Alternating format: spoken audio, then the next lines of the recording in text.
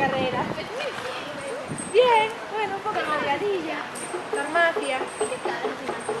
Bien, este año con ciencias me leí un libro súper guay. No sé si te suena. ¿Cuál? ¿Qué es la vida? Se llama.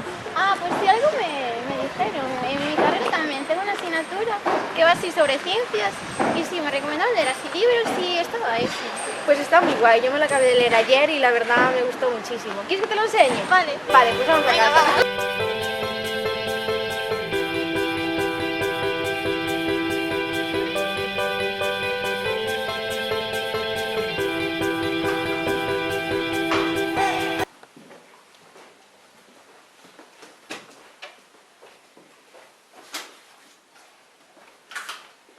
Bárbara, ven que encendemos la tele.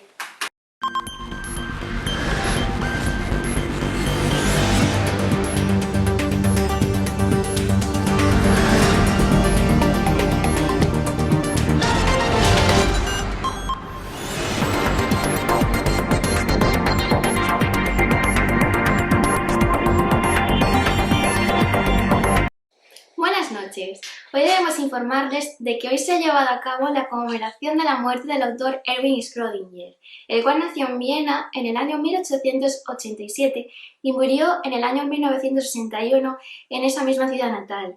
Tras doctorarse en 1910 y participar en la Primera Guerra Mundial, fue profesor de física en diferentes universidades como por ejemplo Dublín y Oxford. A partir de 1940 dirigió la Escuela de Física Teórica del Instituto de Estudios Avanzados de Dublín.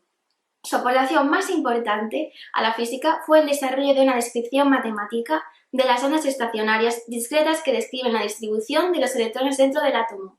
Demostró que su teoría era equivalente a la de Werner Heisenberg, constituyendo juntas la base de la mecánica cuántica. Es autor de ¿Qué es la vida?, escrito en 1944 y pronunciado ante un grupo de científicos en una conferencia. Y esto es todo, y ahora pasaremos a mostraros unas imágenes sobre él.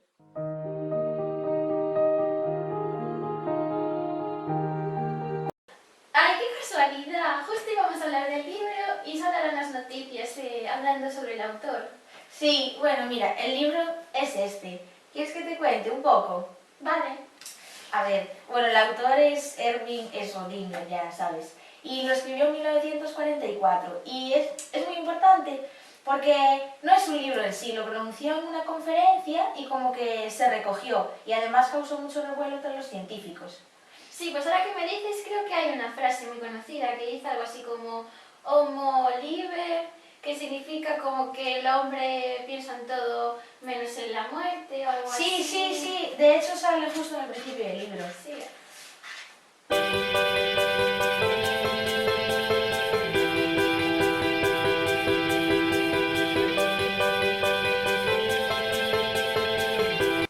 Bueno, a ver, el libro está dividido en un prefacio que tiene una breve explicación y una reflexión sobre el autor, y después tiene 7 capítulos y un epílogo.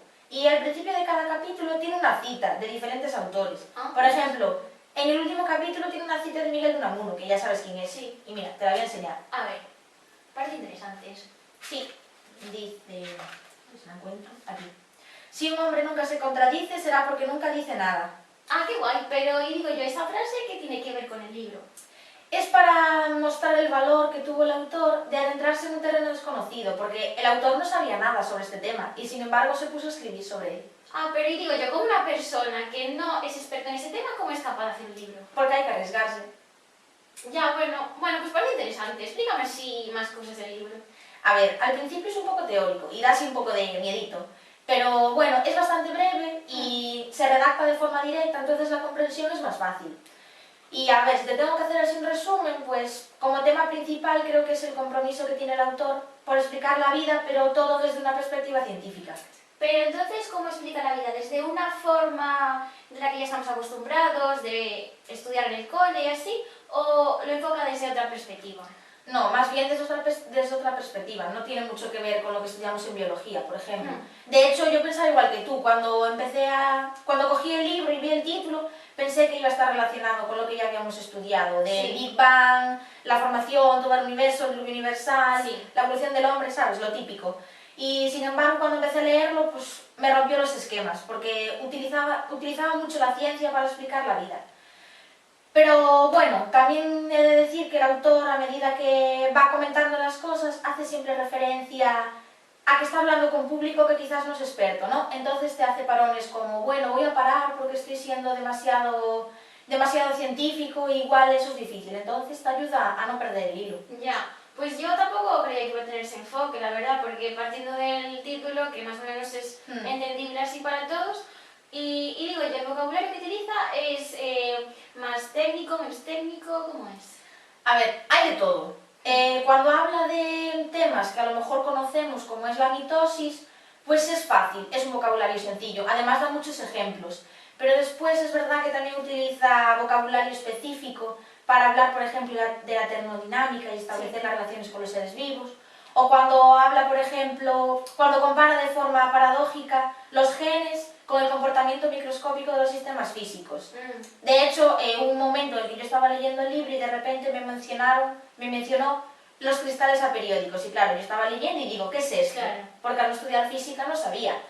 Pero bueno, el autor va dando muchos ejemplos y lo que te dije antes, toma como base que a lo mejor el lector que está leyendo eso no tiene conciencia sobre eso. Claro. Entonces te ayuda. Y claro, ahora con todo eso sé que los cristales aperiódicos son la base material de la herencia, es decir, los ácidos nucleicos. Sí. Que es verdad que el autor antes lo identificaba con las proteínas, pero está demostrado que no. Ah, claro. Bueno, pues al final me convenciste. ¿Me dejas el libro para Sí, leerlo? como quieras. Vale, gracias. Bueno, pues ahora vamos a descansar un poco, ¿no? Sí, vamos a ver un poco la tele mejor. Venga.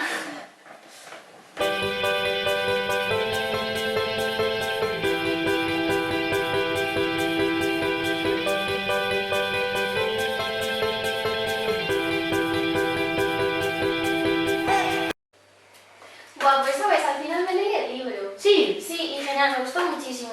Y busqué en internet y me parecía que es un clásico de la ciencia contemporánea porque trata el avance de la bioquímica. Y la verdad que merece la pena leerlo porque nos muestra que esos conocimientos del libro son erróneos actualmente, pero nos muestra el valor que tiene el autor, la valentía de adentrarse en un tema que él no es experto en él.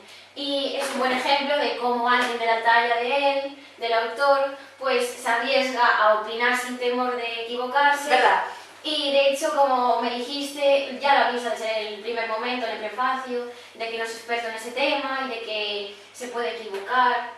Ya, además es el libro de divulgación más influyente escrito por un no experto. Ya. Porque yo después de leer este libro, pues tengo entusiasmo, por ejemplo, por decir, pues voy a opinar sobre algo que no conozco. O sea, Sí, me puedo arriesgar. sí, me te puedo transmite esa... Sí, como seguridad, como que no pasa nada.